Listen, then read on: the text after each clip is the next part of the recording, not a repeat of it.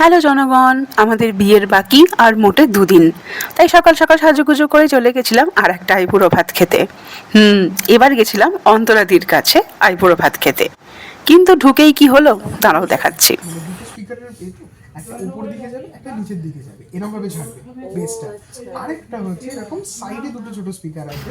হ্যাঁ, এখানে সঞ্জু ডেসক্রাইব করছে যে ওর প্রাণ প্রিয় যে স্পিকারটা ও কিনেছে সেটার আওয়াজটা কীরকম, আর অন্তরাদি মন দিয়ে বোঝার চেষ্টা করছে যে আচ্ছা ব্যাপারটা কীরকম হবে। আমি ইয়ারিং পরে যাইনি, বাট সামহাউ অন্তরাদি আমার জন্য একটা ইয়েলো কালারের ইয়ারিং নিয়ে এসছে। একেই বলে মনের টান। আমি বললাম নাও, যখন নিয়েই এসছো তখন পরিয়ে দাও, মানে কাজে লাগিয়ে দিয়েছি মহিলাকে, এই হলো ব্যাপার। তারপরে যে কাজের জন্য আসা, ভাত, ডাল, আলু ভাজা, পোলাও, চিংড়ি মাছ, মাছের কালিয়া, দই, মিষ্টি, চাটনি, পাঁপড়, ও মিষ্টিটা আলাদা করে নিয়েও এসছে। আর এখানে খাওয়ালাম সামান্য কেস। সেটা ভালো।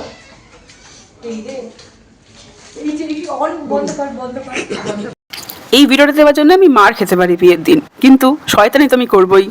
তারপরে বাড়িতে ঢুকেই ফটাফট ড্রেস চেঞ্জ করে নিয়ে বসে পড়লাম মেহেন্দি পরতে। ফাইনালি এত দিন পরে ব্রাইডাল মেহেন্দি, তাও আবার সোমদার কাছে। তোমাদেরকে সোমদার পুরো ডিটেলস পরে শেয়ার করে দেবো। তোমরা ডেফিনেটলি যদি কখনো মেহেন্দি পড়ো সোমদার কাছে পড়তে পারো, হাতের কাজ উফ দুর্দান্ত। এইখানে আমি বসে পড়েছিলাম মেহেন্দি পড়তে। আমি পায়েও সামান্য মেহেন্দি পড়েছি, পরে তোমাদের ডিটেলে দেখাবো।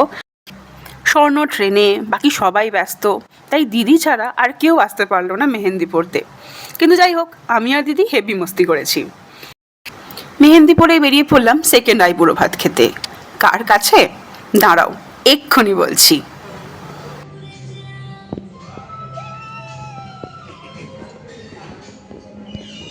হ্যালো জনগণ।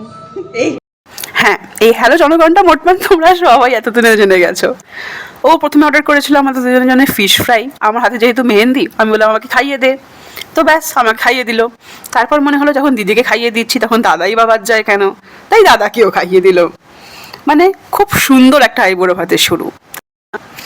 মেনুতে ছিল সাদা কাজু কিশমিশ পোলাও আর মাটন কষা, সাথে হলুদ পোলাও আর চিকেন কষাটা ছিল ওদের জন্যে।